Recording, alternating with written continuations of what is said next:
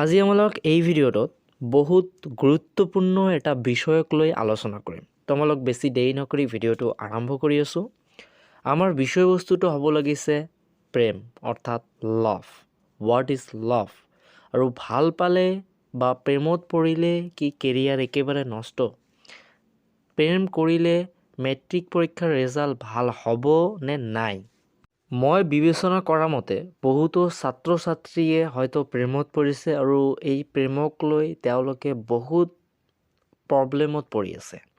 গতিকে মই তেওঁলোকক ক'ব বিচাৰিম এইটো যিটো প্ৰেম আছে এইটো কৰিলে ৰিজাল্ট বেয়া নহয় মানে নহয়।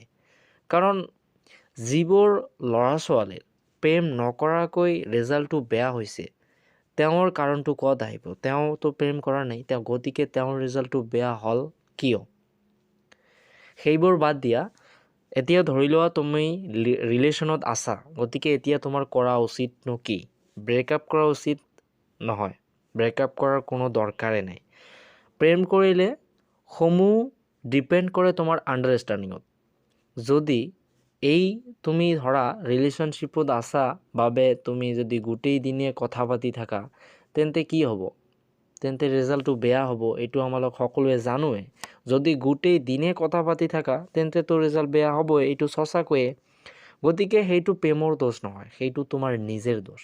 ঠিক আছে? সেইটো নিজৰ দোষ হয়। গতিকে আণ্ডাৰষ্টেণ্ডিং, ব্ৰেকআপ কৰাৰ প্ৰয়োজন নাই। আণ্ডাৰষ্টেণ্ডিং কৰি লোৱা যে আমালোক এইটো সময় কথা পাতিম, তাৰপিছত আমালোক পঢ়া বা লিখি কৰিম, ষ্টাডি কৰিম।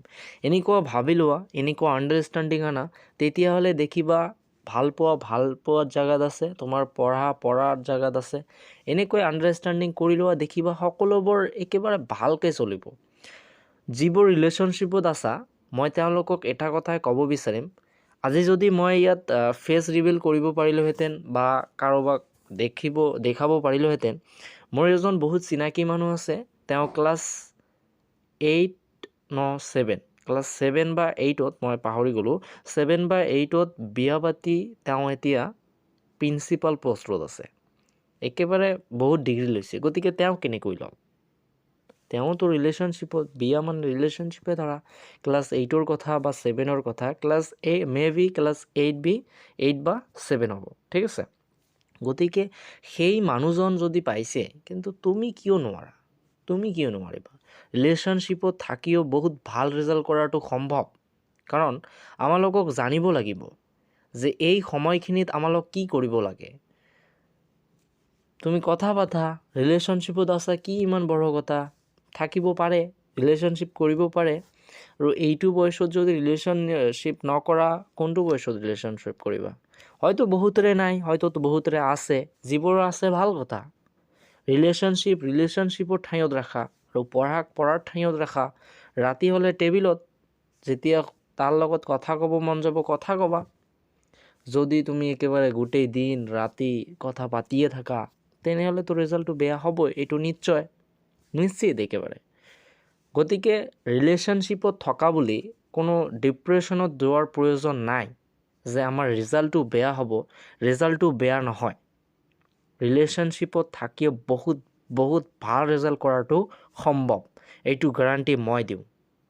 কাৰণ মই তোমালোকক অলপ আগতে ক'লোঁ যে যদি মই ফেচ ৰিভিল কৰিব পাৰিলোহেঁতেন তেন্তে আৰু বহুত ভালকৈ বুজাব পাৰিলোহেঁতেন যে ৰিলেশ্যনশ্বিপত থাকিও কেনেকৈ ভাল ৰিজাল্ট কৰাটো সম্ভৱ। যিবোৰ ৰিলেশ্যনশ্বিপত আছা তেওঁলোকক এটাই জেদ মই দিম যে ভাবি লোৱা নিজকে যে যদি ৰিজাল্ট ভাল হয় মই তাক পাম। এনেকৈ ভাবি লোৱা, যদি ৰিজাল্ট ভাল হয় মই তাক পাম।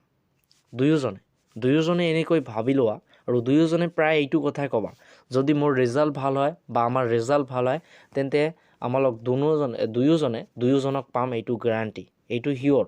ৱাৰেণ্টি নাই, গেৰাণ্টি 100% গেৰাণ্টি। দুয়োজনক পাবা যদি ৰিজাল্টটো ভাল হয়। গতিকে যেতিয়া তোমাৰ মাইণ্ডত আহিব যে আমালোকৰ ৰিজাল্ট ভাল হ'লে আমালোক দুয়োজনক পাম, গতিকে যেতিয়া এই কথাটো মাইণ্ডত আহিব তেতিয়াৰ পৰা দেখিবা পঢ়াত সময় দিব বিচাৰিবা, তাৰপিছত তেওঁকো সময় দিব বিচাৰিবা। ৰিলেশ্যনশ্বিপত থাকে আণ্ডাৰষ্টেণ্ডিং নানিলেতো বহুত ভেজাল হ'ব। সেইকাৰণে আণ্ডাৰষ্টেণ্ডিং বহুত প্ৰয়োজন। গতিকে আণ্ডাৰষ্টেণ্ডিং আনি লোৱা, সময় বাহিৰ কৰা তেওঁৰ কাৰণেও প্লাছ পঢ়াৰ কাৰণেও। ৰাতি হ'লে পঢ়া পঢ়িবা, তাৰপিছত তেওঁক সময় দিবা, কথা পাতিবা। বহুতে ভাবিব পাৰে যে ছাৰ আমালোক ব্ৰেকআপ কৰি ল'ম। ব্ৰেকআপ কৰিবা, ধৰি লোৱা ব্ৰেকআপ কৰিলে, ব্ৰেকআপ কৰি আৰু বহুত ডিপ্ৰেশ্যনত ভুগিবা। তাৰ কাৰণে 1 মাহ 2 মাহ, কোনোবাতো আছে একেবাৰে পৰীক্ষা শেষ হোৱালৈকে ডিপ্ৰেশ্যনতে থাকিব। গতিকে ব্ৰেকআপ কৰাৰ প্ৰয়োজন নাই, আণ্ডাৰষ্টেণ্ডিং আনি লোৱা। ডিপ্ৰেশ্যনত যোৱাটোকৈ তাক যদি ভালকৈ সময় দিয়া, তাক যদি ভালকৈ বুজোৱা যে আমালোকৰ মাজত আণ্ডাৰষ্টেণ্ডিং আনিব লাগে, আমালোকৰ এক্সাম আছে, নিজৰ মাজত আণ্ডাৰষ্টেণ্ডিং আনি লোৱা, তেওঁক ভালকৈ বুজোৱা, তেওঁক কোৱা যে কি কৰিব লাগিব, কোন সময়টোত আমালোক পঢ়া পঢ়িব লাগে, কোন সময়টোত আমালোকৰ কথা পাতিব লাগিব, সমূহ ডিপেণ্ড কৰিব তোমাৰ ওপৰত। গতিকে ব্ৰেকআপ কৰাৰ কোনো প্ৰয়োজনেই নাই। আৰু যদি কোনোবাই কয় যে ৰিলেশ্যনশ্বিপত থাকি ৰিজাল্ট একেবাৰে ভাল কৰা নাযায়, তেন্তে মই তেওঁক ক'ম তুমি একেবাৰে ভুল। ৰিলেশ্যনশ্বিপত থাকি বহুত ভাল ৰিজাল্ট কৰাটো সম্ভৱ। মই তোমালোকক আগতে কৈ দিলোঁ, যদি মই ফেচ ৰিভিল কৰিব পাৰিলোহেঁতেন তেন্তে আৰু বহুত ভালকৈ বুজিব পাৰিলোহেঁতেন তোমালোকক যে ৰিলেশ্যনশ্বিপত থাকিও বহুত ভাল ৰিজাল্ট কৰাটো সম্ভৱ, মানে সম্ভৱে, সেইটো সম্ভৱ হয়। ৰিলেশ্যনশ্বিপত থাকিও ভাল ৰিজাল্টটো কৰা সম্ভৱ হয়। এতিয়া দেখা, ভাল পোৱা নাথাকিলে কোন জিনিসটো সম্ভৱ হ'ব? কোন বস্তুটো ভাল পোৱা বিহীন জীয়াই আছে? তুমি যে তোমাৰ মাৰ লগত আছা তাতোতো ভাল পোৱা আছে। তুমি যে দেউতাৰ লগত দেউতা বুলি মাতা তাতো ভাল পোৱা আছে। গতিকে ভাল পোৱাৰ কোনো দোষ নাই, সেইটো দোষ নিজৰ। তুমি এতিয়া পঢ়া নপঢ়ি ৰিজাল্টটো বেয়া কৰা, তাৰপিছত কোনোবাই ক'ব যে ৰিলেশ্যনশ্বিপত আছিল, তেওঁলোকে একেবাৰে ভুল ডিচিশ্যন লয়। আৰু ভুল ডিচিশ্যন লৈয়ে এনেকুৱা কথা কয় আৰু ভুল মাইণ্ড আহে, সেইকাৰণে ৰিলেশ্যনশ্বিপবোৰ এনেকুৱা হৈ আছে। গতিকে ৰিলেশ্যনশ্বিপৰ কোনো দোষেই নাই ইয়াত, সমূহ দোষ নিজৰ। মই ক'লোঁ ন অলপমান আগতে যে যিজন ষ্টুডেণ্টে ৰিলেশ্যনশ্বিপত নাথাকে, তেওঁ যদি ফেইল কৰে তেওঁৰ দোষটো ক'ত? তেওঁতো ৰিলেশ্যনশ্বিপত থকা নাই, গতিকে তেওঁৰ ৰিজাল্টটো কিয় বেয়া হ'ল? গতিকে এইবোৰ কথা বাদ দিয়া। তুমি ৰিলেশ্যনশ্বিপত আছাতো থাকা, পঢ়াক সময় দিয়া। ক'লোঁ ন যে দুয়োজনক কোৱা যদি আমাৰ ৰিজাল্টটো ভাল হয় তেনেহ'লে আমালোক দুয়োজনক পাম। তাৰপিছত দেখিবা নিজৰ মাইণ্ডটো কেনেকৈ ঘূৰাই। ঠিক আছে, এনেকৈ কোৱা। আৰু ব্ৰেকআপ কৰাৰ প্ৰয়োজন নাই, আণ্ডাৰষ্টেণ্ডিং আনি লোৱা। ছাত্ৰ ছাত্ৰীসকল, মই আকৌ এবাৰ কৈ আছোঁ, প্ৰেমত থাকিলে বা ৰিলেশ্যনশ্বিপত থাকিলে বা ভাল পোৱা কৰিলে ৰিজাল্ট বেয়া নহয়। ঠিক আছে, মই একেবাৰে চাপকৈ কৈ দিলোঁ, প্ৰেমত পৰিলে বা ভাল পোৱা কৰিলে বা ৰিলেশ্যনশ্বিপত থাকিলে ৰিজাল্টটো বেয়া নহয়।